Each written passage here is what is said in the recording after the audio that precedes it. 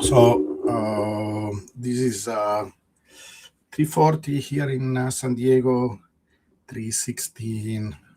It's a Monday afternoon. It's funny because we are going to talk about uh, some interesting stuff. Maybe for some people, some drama. The internet is also made of that. But I want also to talk about science, right? Because it's important. We want to talk about interesting things, the power law, the recent discoveries, my book, the Scientific Bitcoin Institute, which I think is an amazing initiative. But I entitled this the PlanC saga continues, okay? And I laugh at the same time, it's not a completely laughing matter. Let me explain a few things, okay? First of all, I want to discuss some personal issue. And I know people usually avoid personal issues because there is, this tendency, don't talk about personal issue. But we are people, right? We are made of bones, and until we are becoming cyborgs, bone and flesh, etc. We have feelings. People are important, particularly in a community like ours, right? That is part of what the power law says, that we are a community, that we are a network. So personalities and how we behave with each other is also very important. So if you are not interested in the personal part, maybe skip. Look for the math and physics and science part later, because that will arrive. But let me say first a few things about the personal stuff. It is personal between me and PlanC. It is. I will be dishonest if I will not say. And by the way, it's basically the only person that I have a problem with in the community. Yes, I had some discrepancy with people like British Odol or even Fred Krueger or whatever. But we made up eventually. We became friends, or at least we are civil. It's sometimes it's fun when Bitcoin doesn't do much to have these debates, or we are all in the same team, right? With PlanC is really different. It's different, okay? Because over time, I came to really get almost like bad feelings when I see his fake picture, because that is part of the problem. We don't even know if that picture is what he is, and I will say a few things about that aspect too. I hope I don't get misunderstood. But and the reason is because there is a history that many people don't know. Maybe I said this history before, but I'm not sure if people know all the details. But basically, PlanC came out of nothing when I started to get a lot of recognitions in the media because of the power law. And he approached me with a very precise pitch. His pitch was, I am a media expert. I studied the algorithm. And I want to teach you how to use it to get more audience. We came up with all these tricks, all these, basically was that, right? Of course, he didn't use these precise words, but basically this is what his message was about. He was going to teach me how to be a better communicator and how to use basically the tricks that he knew on how to get more support, more attention, etc. And it's not that, I don't like tricks. I think I could have 10 times more of an audience if I follow some of these tricks. So I polish my image, etc. I wear a shirt today because I'm trying to be more the scientific director of a institute, the Scientific Bitcoin Institute. But I am me, and people can like me or not like me, etc. But I listened to him because I thought maybe there is, if a goal is to reach more people and teach about Bitcoin and let people know Bitcoin, how beautiful it is, the power law is not. Power law is not about me. If a Bitcoin follow an exponential, I will talk about exponential. If you didn't follow anything, maybe I will not even invest in Bitcoin. The beauty of the mathematics, the beauty of what the power law tell us is what I want to communicate to people. That is what is fascinating and interesting to me. And I thought, okay, if we can reach more people, we can get a bigger audience, why not? And I started to mentor PlanC. Okay, he didn't know anything about power law. He also told me he had no formal education, and I know people are sensitive about this. with AI today, we could teach ourselves a lot of things. I am a promoter of that, and it's amazing. At the same time, having mentors that you follow per year, this doesn't mean all of a sudden all of us are experts, and all of a sudden, years and years of experience in understanding a topic deeply, it disappears. That is not true. Okay, and it can be seen. A lot of what PlanC does, it's the fruit of that. And it's not just me that says that. His body seen how it's not body anymore. And I will mention that story too, because it gives a lot of insight about the situation. Say so, okay, that it's clear. Anybody that, same thing with Stephen Perrineau. If you are an expert to spend years and years and years looking at that data, many different fields, etc., you can see immediately that PlanC is an amateur. And because of AI, is using the terminology, is using the technical, ideas, but not in a proper way. He doesn't understand the big picture. Okay, that comes with time, and it will be great if he had the right attitude and the right angle, and he could learn over time, and people could learn with him, and it will be actually a great example of how people could teach themselves and do some interesting work in this field. But it's not that. It's not that. And I will show you in a moment. Yesterday, for example, I explained the situation to Claude, and Claude, I was amazed, right? AI is incredible. Claude gave a very precise analysis and even used some words that I didn't think, of course, another word, but I didn't think it in this context, and used the word rebranding. He simply takes stuff from other people, he rebrands it, he makes a big deal out of it because he needs to show the difference between what he's doing and what other people has done. And then he makes it his own. That all this, again, could be okay up to a point if you don't make these huge big claims, and if you are still communicating the right message. But that is the problem that I will discuss. He's not communicating the right message. He's actually confusing people. That is really what bothers me, because if you ask some random dude that there are plenty, that is using the power law, showing his own variation, it will be okay. The problem is he has a relatively large audience, actually 5 times bigger than me. A big chunk of this audience comes from the time when he was peddling Celsius to people. PlanC comes from that. And you will think it's a mean thing for me to say that, but it's part of his history. That, he says he's reformed, that, that he was himself a victim. But, there is a reason, there is a story also about that. You have to put all the picture together, right?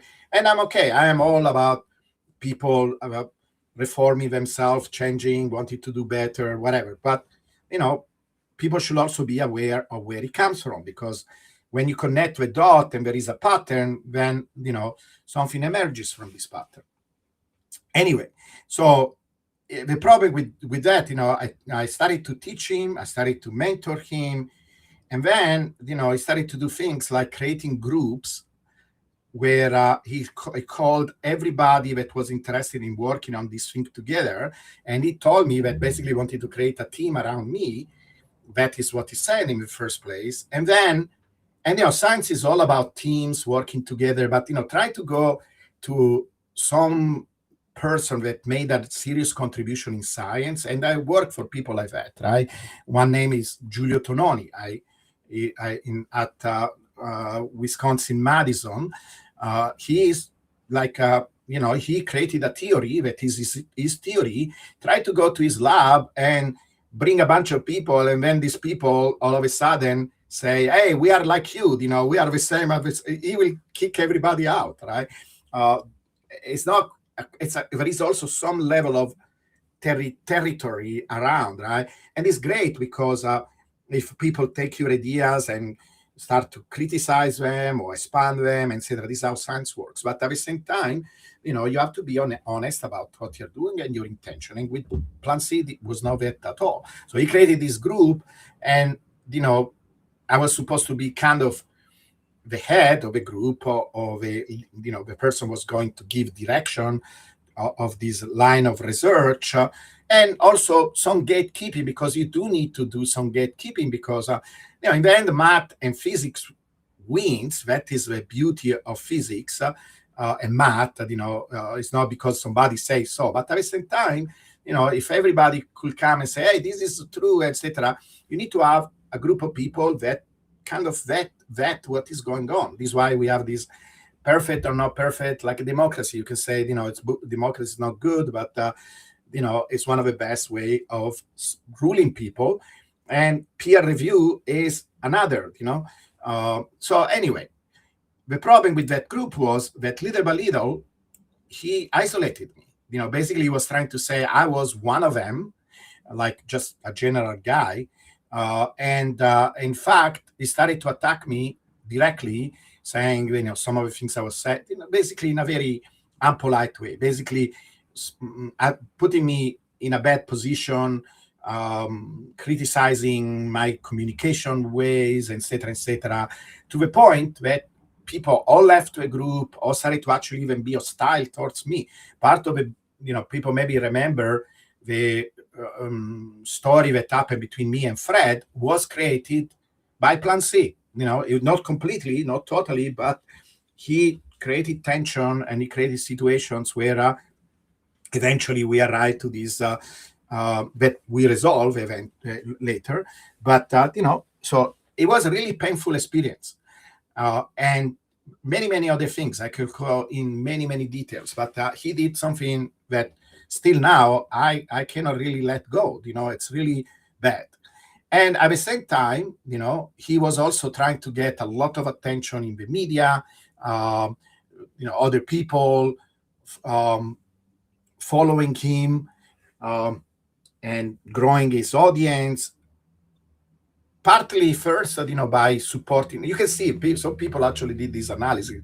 They show some of his posts, like a sequence, where he was mentioning the power law. He was giving credit to me, and then little by little started to avoid mentioning the power law at all. And he came up with this method that he say was completely different from the power law, when it is just another way of showing the power law. That is no better, no superior. It's just another way of bringing information. It's like when you do a test, and then we'll talk about a sign. It's like, when you do a medical test. Right now, I came from Europe. I came back to the United States. I'm trying to focus on my health, losing weight. I went to the doctor. They did a bunch of analysis. They are taking my blood. They are doing X-rays. They are doing hormone tests, all kinds of different things. This is how you do in science. You don't wait. You don't. You see, this is where, if you are not somebody that knows the field, and I'm going to use the word expert, even so many people hate it. Expert is a good word. It means that you are experienced. This is what expert means. You are experienced in the field. It's like saying, there is a doctor say, no, only blood test is the ultimate test. It's stupid, because you do all the other things. You see how stupid it is. And if you are a doctor and there is another doctor, somebody that says he is a doctor, this is why, thank God, there are still licenses to do certain things, like being a doctor, right? Nobody dies if you do the wrong curve. Somebody dies if you do the wrong analysis with a person. So I understand why there is a license there, but maybe there should be a license to be an analyst, right? Maybe you can still do it, but at least, I passed this course and I got this accreditation and I know what I'm doing. He doesn't have anything like that. That is what a PhD means, right? And he's so against it because he doesn't have one. If he had one, I can assure you, he will mention it, right? He doesn't have one. And there is a reason, right? You spend years and years and years, so be humble, going to your mentor and learning the skill. That is the process, not because you have and believe me, it's not a PhD in social science, etc. It's really like going to war and learn to be a warrior and learning from people that have been there, right? Is people don't have idea how crazy that lifestyle is. I did it for 7-8 years, 6 years, how long it took me to do my dissertation. I had even a family that I lost, partly because I was a PhD student in physics. It is crazy. And it's, you just work and go to sleep. and you need to go to sleep because otherwise you don't focus. It's that kind of work, and it doesn't have that. Okay, and from things like this, you immediately know that he's not doesn't know what he's talking about. It doesn't know what he's talking about. So when I say it doesn't know what he's talking about, it's a true scientific fact, because you will never say this is the best way to do this. No, there are several methods. We have their limitations and we have their usefulness. Even this OLS that he hates, continues to repeat this BS. It's a simple tool to reveal the presence of a power law. Okay, so let me put aside all the personal stuff. You basically understood what I'm saying. He's an amateur, he doesn't know what he's talking about, and he has personal reasons to do so. Okay, maybe before we leave a personal stuff, I want to show you actually what Claude said, because it's amazing that this is actually also a lesson on how computers are starting to understand humans better than humans do. Because the problem that is also that many people on social media, they don't know all the information, they don't have all the knowledge to separate what is true, what is not true, are also mystified by this. Right? They think Giovanni is a jerk, he's attacking this guy. After all, he's trying just to understand stuff. No, it's not. And I'm trying to show you basically what Claude say. I hope I found it. Okay, it should be this one, right? You read it. So basically, I talk with Claude and explain the situation, and he say, Claude, is PlanC contribution really anything new to this field? And he said, this is a recognizable pattern in sociology or science, and he has name, rebranding without attribution, followed by incremental modification presented as a revolution. I ask you, go and see his pattern, right? From mentioning the power law all the time because he wanted to get associated with it, to basically saying that he was wrong, that is invalidated, that all these words that are not the proper way of describing what is going on. You can still point out, look, there is another method of doing the regression that has disadvantages. It's called the quantile regression. That is my contribution. Great, fantastic. Thank you for that. No, it doesn't do that. It calls it the quantile regression model. It doesn't say it's a quantile regression of a power law. That is all about the power law. And I repeat it many times. No, it's a different model. No, it's not a different model. Not in a meaningful sense, right? That even an AI understand. And he says it here, the quantile regression episode is actually more revealing of it too, because I also told him this new stuff, about this Jacobian, all this stuff that, people listen to these technical terms, thinks, oh, maybe he knows what he's talking about. He doesn't, because where do you think he learned about this stuff?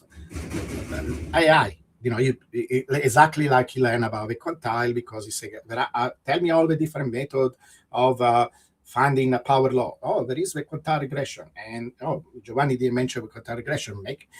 Let me mention the quantile regression. And I will even have thanked him. I say, oh yeah, I didn't think about that. I studied. We almost never use quantile regression in physics, and there are reasons.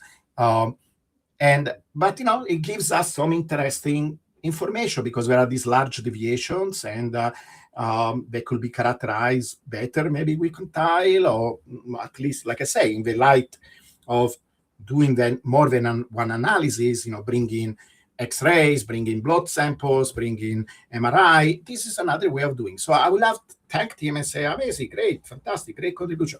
But the moment that he started to say, this is better than the power law, he had posts like this, right? Even a meme where that meme of the girlfriend and boyfriend, and a new girl passes by. Yeah, the power law passing by, and the quantile model, like confusing people. Is this a new model? And you have to understand that there is also this additional dimension of all the people that hate the power law. Okay, there are a lot of people that hate it for whatever reason, because they don't understand math. In particular, they think it's moving too slow. They don't think that during bear market, because people actually go to the power law like, oh, let's hope we follow the power law. And then during bull market, it looks too slow, right? So they don't like it. They want explosive growth and so on. But many people hate it for whatever reason. They don't understand it. They don't understand the physics behind it. Whatever reason. People even celebrate that the power law is quote unquote broken downwards, like this guy Luke, thinking that because of a gold floor has been violated. Nobody ever said that floor had any meaningful significance at all. The floor in the power law of a dollar has significance, has meaning, because it's associated with the cost of production. People don't pay the cost of production in gold. Okay, so anyway, but he actually consciously, PlanC consciously or unconsciously, benefits from this hate.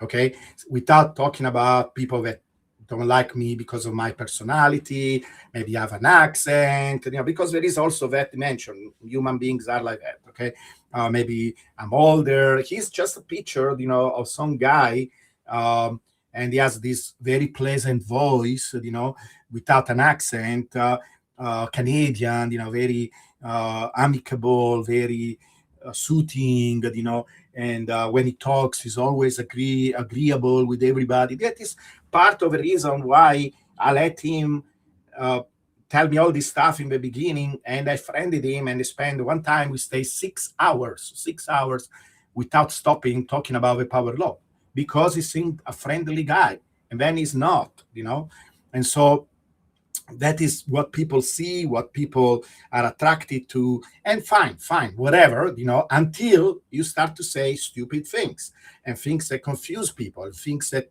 give a wrong message. That is really, in the end, what bothers me, because I don't do this with anybody. There is a new person that is an engineer. Sorry, I forgot his name, but you can see by my post, they are always praising, because he does an amazing job. He makes charts. So many times are even nicer than my charts, but he talks about the power law in a clever, knowledgeable fashion. It's immediate. If you are an expert in a field, you immediately recognize somebody that knows his stuff, period. Okay. Same thing with Stephen. If he's those analyses that many times I didn't think about, I always praise him. I always tell him how amazing of a job, because this is how science should be done. PlanC is a completely different beast, because, and maybe I use the word beast, I'm sorry for that, but completely different situation, because he's trying to benefit from the hate that people have against the power law.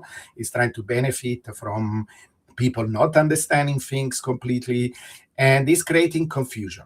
Okay, so the confusion here, what is here? First of all, saying that this quantile procedure is different from the power law. It's not. He says, even Claude says, a quantile regression or log P and log T, because that is what he does. That are the inputs that he uses in his quantile. I already shown him many times that if you don't use, if you just do a quantile regression straight without taking the log of the price and the log of the time, you're getting something that is completely garbage. That is another way of showing that the power law is real.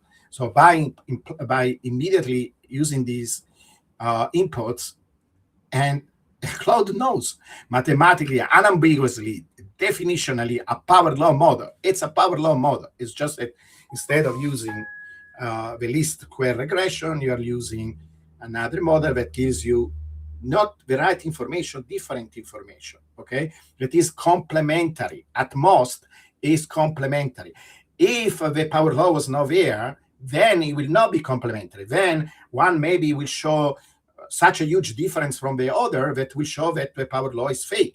They are identical, basically, and that actually is the opposite of what he was trying to show, that it's robust, that the power law is robust. You see, the message is what I'm against, and the other claims that you're not doing a power law. So the result is a family of power law curve, one per quantile, which is the Bitcoin contest that gives you exactly the correct structure that your original work already described. So basically, it's an improvement. Maybe it gives another vision of a quantile. It can be colorized. It can add some additional information that was not there in my original power law plus bands, because the idea of bands is not even new. I had bands from the beginning because it's normal to plot data with uncertainty bands. And it does it in a different way. Great. Okay, good contribution. But don't say it's a new model. Don't say that is a true way. Don't say all this BS, because it's BS. Okay. they are not merely related, they are the same model of family, blah, blah, blah. You can read the post, maybe it's a post, what I say. And the current episode, all this new stuff, the weighting of the data, all the other things that he's saying, he's supposed to do 5 different articles. You see how grandiose, I'm going to write 5 different articles about how the power law is wrong. How people interpret that the power law is broken or it needs fixing. It doesn't need fixing. Right now, it's super stable. If it was not, I would be the first one saying it, and I would like to understand why. Because this is how you do science. It's not because I am attached to it. It's telling us something that is stable. Where Bitcoin has done the same thing for 16 years. And there are many different sophisticated models that don't even use regression. I show him this model. I describe it. You have a video today. It's stable. And that is the beauty of it. It's a very important message that not me, but Bitcoin is telling us that somehow whatever process is creating the price of Bitcoin, no matter the oscillation, it's stable in time. So what implications of that probably will continue to do that in the future. You see how important it is. And it will continue to move in that direction. It doesn't matter if one model slightly different, say 120 in, we are going to be 250K in 3 years from now, and the other model say 345. It's stupid, because the power law is about order of magnitude. And some people misunderstand that. They think, well, that basically you're saying it can be anything between this price and that price, huge, big difference. First of all, we are not saying that. We are saying that the real way of measuring the power law, it's in these terms of big factors. Because there is so much noise. It's not about the model. It's the noise that is present in Bitcoin. It's extraordinary that within that noise, there is a signal. But the signal has plus or minus. And you need to understand what that plus or minus means. And in that plus or minus, these differences that he points out are not even in the order of the error itself. You understand what you're saying? I'm fixing this thing when the error that is already there is bigger than is fixed. It's stupid. I don't know how to say. It is stupid. If you understand it, the conclusion, the scientific conclusion will be it will be the opposite. It will be, even with this correction, even testing it in all different ways, even taking care of possible criticism by people that don't understand this stuff. Look at this. We get to the same result. That is what a real scientist will say. And it's not me saying this. It's basically what also Claude says. And talk to Stephen Perinault, talk to people that have, like we say in Italy, balls, that understand the stuff, they understand the topic.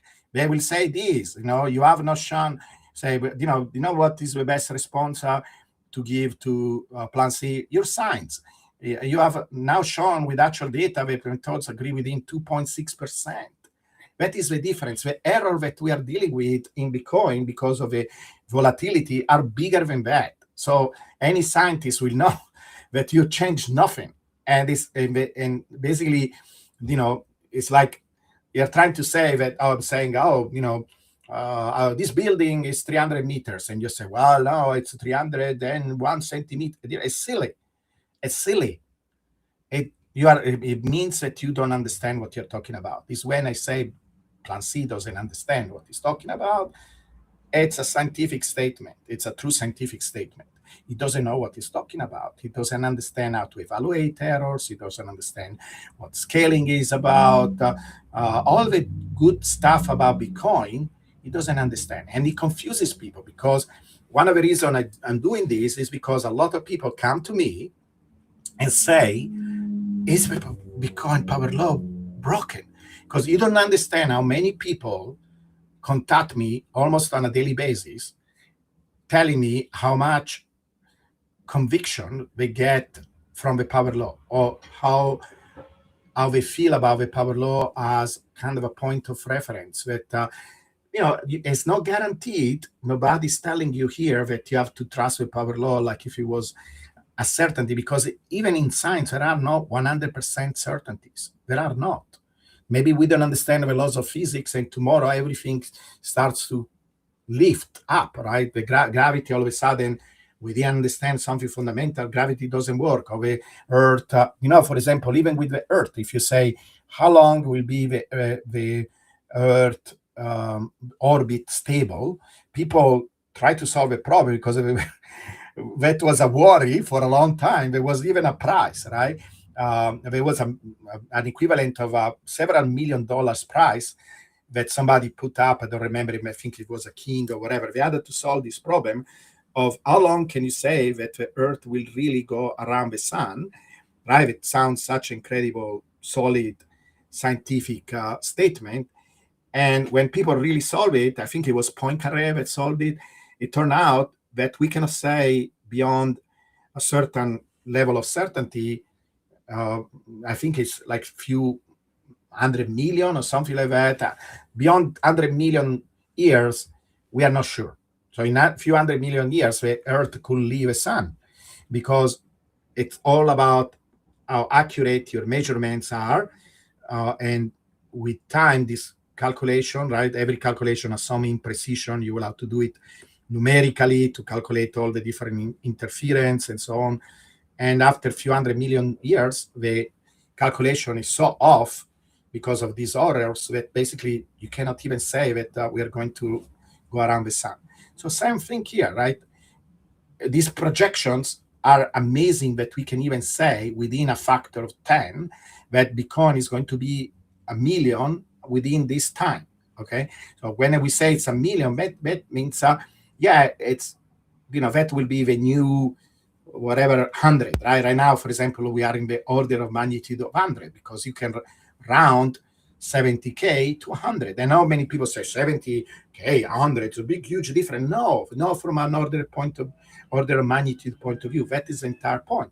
And then you can say, when are we going to reach the next order of magnitude? It's going to be, like some people say, within 2 years, right?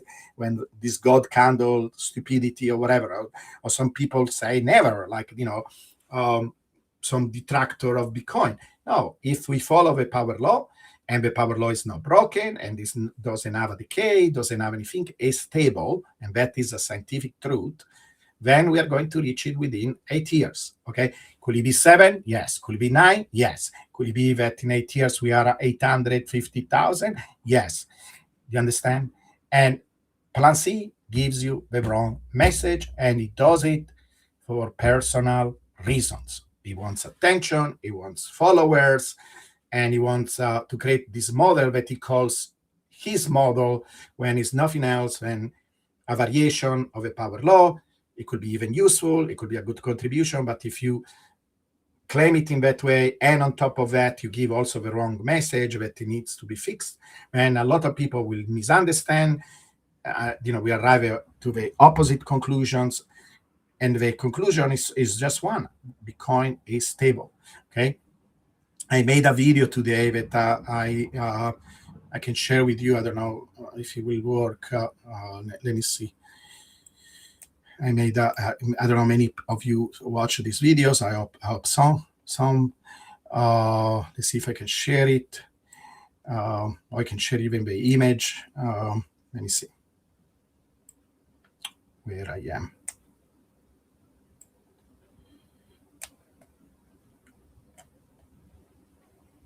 Share.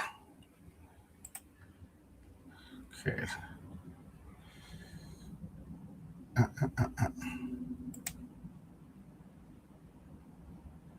Yeah, wait, I'm going to share again my posts. So yeah, let me see. So yeah, this one, right? What is happening? Let me pause it. So you see, these are the local slopes, right? So these are the slopes calculated every day. And we are not using regression at all. Now, one can say, well, this argument of weighting, it's BS, because you can do it with weighting, without weighting. You're going to get something very, very similar. That is not the point. You can always adjust it. It will change very slightly. It's not, in fact, if anything, like I said before, you're going to show that even more that the power law is stable no matter what. That is what a real scientist will conclude. and it's not my opinion.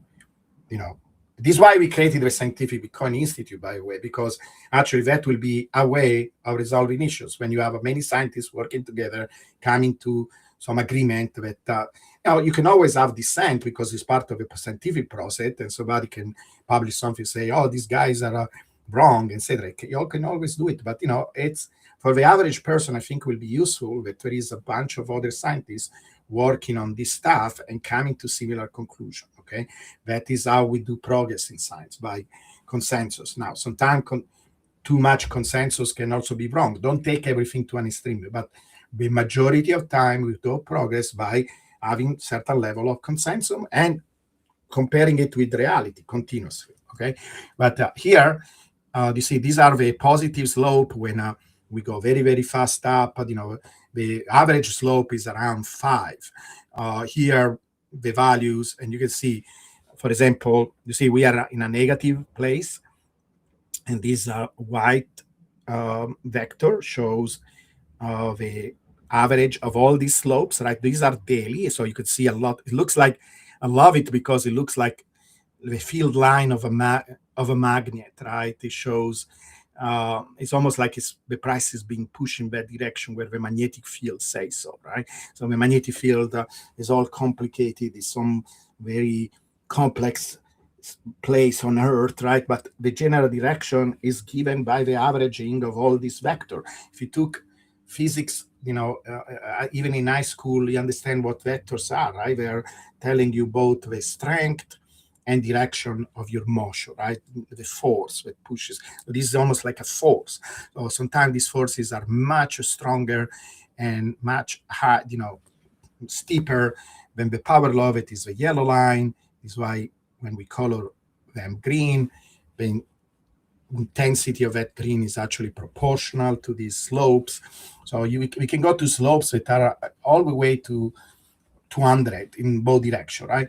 And then here we average them over 1 year, right? So you don't see these extreme changes because it's average over the years. But you can see it's very different from the cumulative one. The cumulative one is like we are summing all of them together, averaging them together to calculate an average slope. And you see, we report often the slope here, for example, says 5.69. That is what you get from regression. In fact, just normal regression. Now, if you calculate the regression using quantile, you will get a different number. It's not that it's radically different. It's different because it's measuring something different. One measure the mean, the other one measure the median. That are two different things, like the blood and the MRI of that person. It's not that they are contradictory. They are complementary. They give slightly different pictures. Okay, and so this is why this value is different, because we are in a bear market. Is actually a good way of identifying bears and bulls. And notice what happened with the blue line. It becomes more and more stable. It becomes more and more parallel to the line. And in the end, after all these years, I don't remember when where the data hands, maybe sometime in February, beginning of February or something. I need to update it, but it still gives you a picture, right? Is going to end up close to this number. So over time, at a certain point, this number becomes so stable that it doesn't really change. It ends up with the same value. And if anything, it becomes more stable, the variation. So you see this line fluctuating less and less and less, right? This one fluctuates a lot because it's only the year. And so it's susceptible to the oscillations due to the cycles, but this one, no. This one stays stable and becomes more and more stable with time. If a power law was broken, it will start to deviate. It will start to point in other direction. This is actually a good way of measuring how stable the power law is. And it is.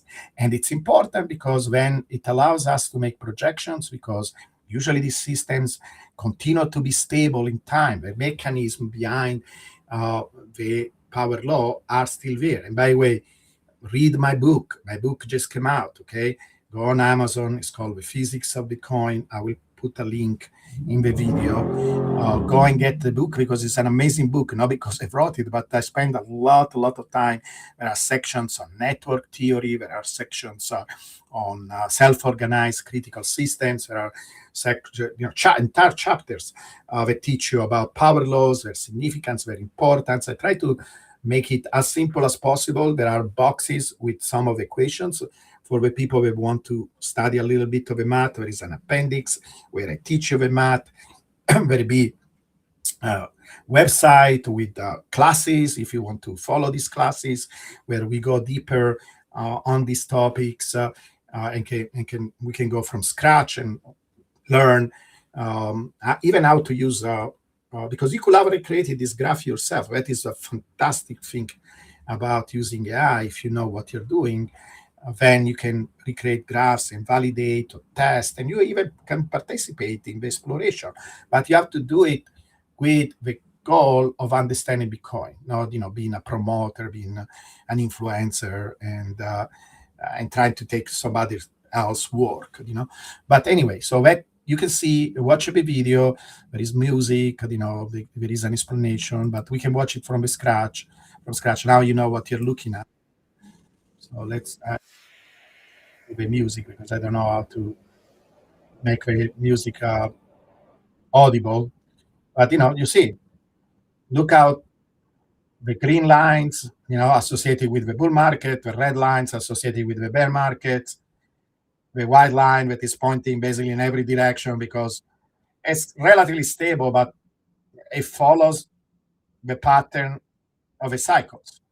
While the blue line, it becomes more and more parallel. And you see, this is why it doesn't matter where it is. I know that many people will think, oh, but it's above, it's below the yellow line. It doesn't matter. The direction is what matters. It's a vector. So that is another way, very physics-like way of thinking. Let me pause it for a sample because maybe I like the music, but it's epic music. But this is distracting me a little bit. See, it doesn't matter if it is here or it is there. So all the stuff that PlanC says is irrelevant because what matters is the direction. Okay, we are moving. So if you really want to summarize it very much, is we are moving up to the right up. And we are following a pattern. Even when we are here, it's something we have observed before, we are still moving along the power law. Okay, even we go down, we do it usually very fast, very briefly, and then we stay stable for a long time and we follow the power law. Then we go up, we stay stable, we follow the power law. It seems nothing happens because right now the power law is relatively slow to many years ago. But it's still going up, we're still going towards 10 times in 8 years and 100 times in 20 years. So that is the main message. And I don't want to, if a message was wrong and the science was wrong, I will be the first one saying it. But it's not wrong. You need just to do it in the right way, with the right mentality, with the right framework, and understanding what you're doing. And then the science tells us that it's very stable. Okay. And that is good because it means if it is stable, it will continue to stay stable. And we need only 2 orders of magnitude to arrive to $10 million Bitcoin. Okay. So I don't want people that don't understand what we are talking about. We don't have the right framework. We don't have the right knowledge. We're using AI without, really having a conversation that is meaningful with them. The AI tends to be sycophants. It means basically agrees with you a lot. Not always. You have actually to ask, don't agree with me. But it tends to do so, and it doesn't understand. You don't know the topic. You are not understanding the big frame. And so he's giving the wrong message. But then, of course, you are free. You can do whatever. You can follow him. But it's a pity because the message that he's saying is that there is a decay, etc. People will distort it. The power law is broken. If it has decayed, how do you know that decays are never stable and never actually it's this why, for example, the deviations are decaying, etc. And it's not really the signal, it's the noise. So he's confusing we signal with the noise. I don't like it. I don't like it conceptually. I don't like the psychology behind it. And it is not true. Because when you do it properly, then you can show it's super stable. He's looking at noise. I'm telling you, the decay that is watching, what he's seeing is not the decay of a signal, is the decay of a noise. And it's confusing people. Okay? So please also, like I say, see if you want to support my work, if you want to support the Institute, subscribe. We have a X channel for this institute. We will let you know about all the activities, not just for me. There'll be a lot of different scientists, different institutions around the world that are joining us, that are doing research. So if you want to support the institute, you want to support the research, the book, it's sponsored by the institute, and it is here. This is the book. Yes, I bought my own book to be coherent, also because I want to see how it looks on Kindle. But yeah, it is here. And it's called The Physics of Bitcoin, and you can find it on Google. Okay. Yeah, it's 350 pages. At a certain point, actually, we'll do a series of videos where we go through the chapters and we understand it and we study it together. But it covers a lot of material, explains what networks are, why they're important, why they are relevant for Bitcoin, because a lot of people say network, then they don't even understand what they are, how they're behaving, why they are related to power laws, and we go in depth in all these things. There is a section on power laws, why they are so common, how to understand them mathematically. Don't be worried about not understanding mathematics, because we explain everything in details, and you can skip the details if that is not what fascinates you. Okay, and then there are sections about where explain where Bitcoin gets its value. I call it the value triad. There is a history of monetary. There is a monetary history chapter in the light of what we're discussing. Discuss also, safety and the Bitcoin standard, and in general, Austrian economics and the good things, the things where the power law theory agrees with the Austrian economics, and the part where we don't agree, because I think also that approach has some limitations, some good things. The main things that I really love is this time preference. Bitcoin is the mathematical incarnation of slow time preference. And so I love that concept, and there is perfect agreements. But there is disagreement in the area, in particular the idea that the human beings cannot be modeled mathematically. Yes, they can when they are aggregates, and you can model this scaling behavior, over many order of magnitude, because we do that with cities, we do with language, many different human activities or manifestations that can be modeled by mathematics very well. And it's amazing because we are part of nature. We are not separate from it. So anyway, look at the book, pick a copy. It's in pre-order. Will be, people ask me all kind of questions. And at a certain point, we can have a sessions where will be kind of you asking me a bunch of questions that I could try to answer in the book, like different doubts, different questions. So I will have a Q&A sessions, maybe like a week from now. I will announce it and people can join and we can discuss live. I will answer your questions and then I will include them in the book. And if you want, I can even include your name or your handle, whatever, somebody that asks a very good, relevant questions, and you will be credited for that. Okay.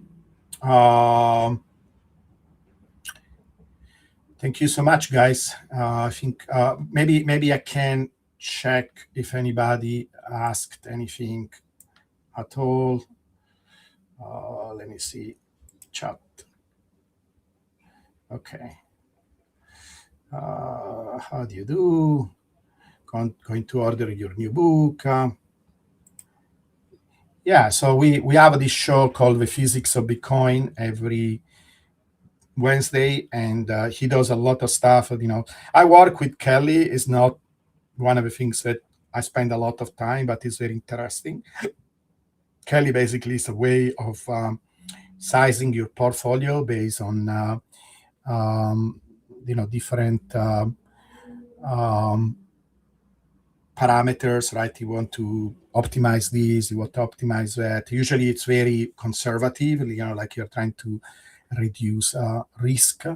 So it does a very good job, and we talked often in the Physics of Bitcoin show. Go and check our YouTube channel. We discuss it on the YouTube channel, and also next, and you can go back. You go back to episodes. There is even one about episode number 5. It is all about quantum computing that a lot of people are worried about. Okay, and DC, thank you, DC. He's a friend of mine. He says eagles don't harm flies. I mean, look, he's a person, right? I'm sure he has a family, he has somebody. He's a good guy, and I'm sure he has a lot of wonderful qualities. Then, when we go online, we show certain personalities, we have certain goals, we present ourselves in a certain way. I will, I will even, I will not give him all this time and attention if it was not for one thing. He has 250,000 followers.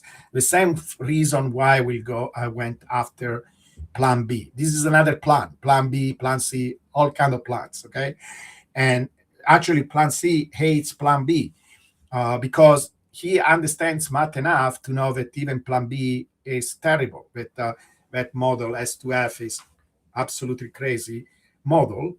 By the way, I already told the story. It's another rip-off from the power law. Uh, Plan B stole and modified. He did exactly the same thing. He took without attribution. He read this post. I don't know if he read my original one. I think he did it through this other guy, H.C. Berger. But even there, he's a wonderful guy. We go along, but it was not clear. Many people confuse H.C. Berger as the original discoverer of the power law. But it doesn't matter because the guy eventually said, no, Giovanni is my inspiration. He even said in the original article, it's just that it was not clear enough. So, fantastic. This is how you do it. And but plan B took that model, he added some stuff that didn't belong there, and created this monster. And Plan C knows that, but it's another Plan C plan. But yeah, it's called Plan C because I know that some people will hate me because of that, but it's the truth. It's called Plan C because Plan Celsius.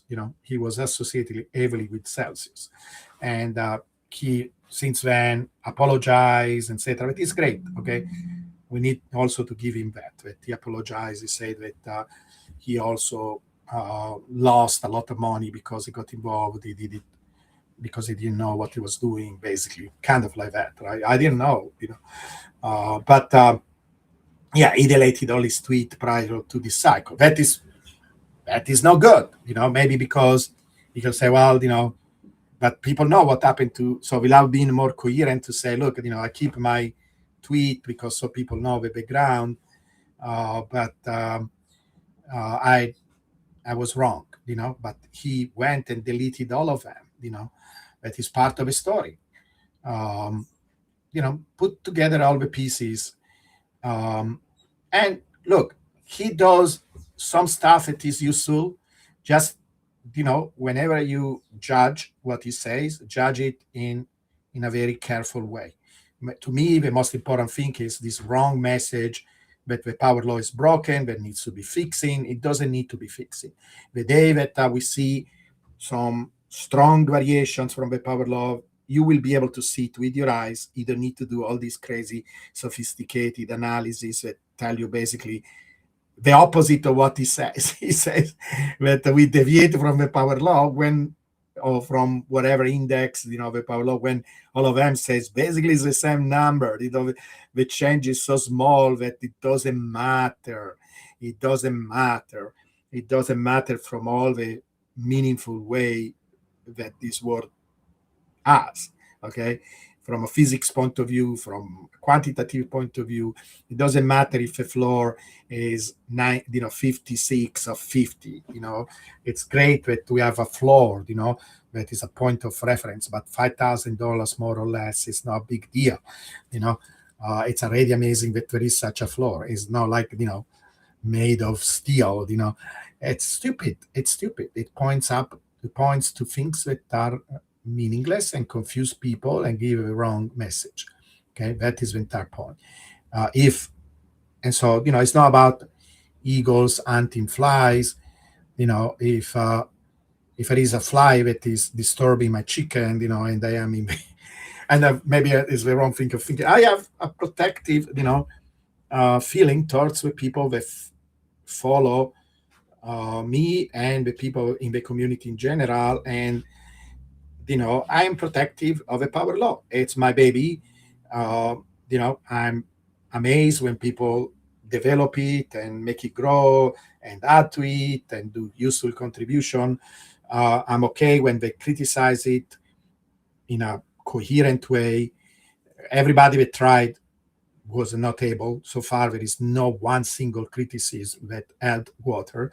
Now, by the way, me and Steven are in the process of publishing a series of scientific papers. I'm very curious to see how the scientific community reacts to them and which kind of and I went through a process. There were many times, I don't know if you ever tried it, I posted, I published a paper about a method that I invented to improve memory in the brain. And I had people writing amazing comments, like, "Oh, this is so innovative, it will revolutionize the field." When we posted, we actually made a press release. It's not the first time it became famous. People were calling me from Italy, say, "Oh, we heard your name on the radio," and so on. But the same person who was doing all these incredible positive comments also started to talk about technical things, where in the beginning I was like, oh my God, this person really I don't know why he doesn't understand this. And then actually I sat down, I tried to understand. I said, he actually has a point. We could improve a paper. Is a test we need to do. Maybe my intuition tells me that is unnecessary. But you know what? He's right, because there'll be other people that maybe will dismiss the paper because we didn't do this test, we didn't double check these things. But it's a scientific paper, and you expect that level of detail, and also in the end the paper was better, right? And the attitude was not like, "Oh, this is bullshit because you didn't, this is not valuable." No, it was like, "It's amazing, it's a fantastic, the analysis is great, but here maybe some people could doubt that you checked everything you needed to check." And the person was right. And I had that experience so many times to go through the feedback, and 99%, only one case in my life, there was this guy who was so hard edit. I asked the editor to give me another reviewer, and then the new reviewer didn't have problems at all, or the problems were reasonable, right? But this person was insisting on something that was absurd. He really didn't understand what they was talking about. But that is part of the process. But again, completely different experience with PlanC, because that is not what is going on with PlanC. So hopefully, if we publish this paper, then we can also show to people, see, the scientific community was okay with this approach. We mentioned what are the limitations. They understand it. They agree. We will publish another paper where maybe we even do some of the things that PlanC mentions and address that issue, of weighting in a certain way the data, and showing basically that nothing changes. That is the same thing, So yeah, this is my message. And again, it's more about understanding things and communicating to the community the right message than who is better, who is not better, and whatever. And yeah, this person talks about I don't know if you can see this comment. Yeah, I mean, I would not all the way to call him a scammer. I think probably his motivations, and it's so difficult to discuss motivations why people do certain things. I can see just the external behavior. The external behavior is so clear that even an AI knows. Okay, it's rebranding. This is what Claude call it. It's rebranding. It takes something, it modifies it. It says, "Oh, it's something completely different," and then I am the author of a quantile model. It's silly. It's silly. Okay. Do you think there are heavy outside influence of Bitcoin research banking group that are used to manipulating the market? Yes, and yes, right. There are. I think that entire story about Jane Street was probably true because they got caught to do illegal stuff in other situations. But several things. One, I think it's always temporary. You can do it so far, and then Bitcoin all adapts to it, or they get caught, because that is the beauty and problem with Bitcoin market. The beauty is that it's still somehow less regulated, and there are good things about being less regulated. It's more free. Maybe we can do more things with it. There is more volatility that you can use actually if you know what you're doing. It attracts a lot of people because of the volatility, because they want to play, speculate with it. But then there are also people that take advantage and do things that will be considered literally legal in a more regulated market. And yes, they do. But I think they can do it. They can manipulate the price for relatively short amount of times. Then it's almost like keeping a ball underwater, right? You can do it. You can do it when, or you get tired, or something else happens. So I think that is my analysis. I even ask some of the people in the board that are there is a Pios. I don't know if you guys, him is a great guy. He's both a PhD in mathematics but also banker. He worked in Wall Street, and he was saying very similar things to this. So yeah, but that is the beauty of that trajectory, right? That no matter what, Bitcoin find its way. It's an attractor because the forces that are playing, the moving forces, people wanted to adopt Bitcoin, institutions wanted to adopt Bitcoin, nations wanted to adopt Bitcoin, are so powerful, so strong that in the end, it's like gravity, right? You can jump up and down, but at a certain point, gravity wins. Um, and yeah, that is the thing. It's like a natural force that over the long period of time brings Bitcoin in the right direction, with the right uh, timing, because it's not like later, after, before. It's more or less the time that the power law says. And actually, these corrections are opportunities, right? You should take it to buy cheaper Bitcoin. That is the lesson. Okay, so I hope I clarify a bunch of stuff. Yes, there was all this personal stuff, but I would have been dishonest if I didn't say what I thought, what I felt. I'm not perfect. I have myself a lot of things that I could improve, but it really bothers me. This situation bothers me, and in the end, people anyway form their own opinion, and they act also. Maybe people think, oh, it's not a big deal, or maybe I am the wrong one because I'm attacking PlanC without reason. But hopefully, you can see that I do have reasons, and they are strongly motivated by a desire in the end. That is true, completely true. It's not a competition. I wish him all the best. It's all about communicating the right message. And it's not my message, it's the truth, the mathematical truth and Bitcoin's truth. Anyway, guys, thank you so much to listen to my rants. And, you can reach me on X if you have any feedback or any comment on this situation. So Bitcoin in general. Go and get a copy of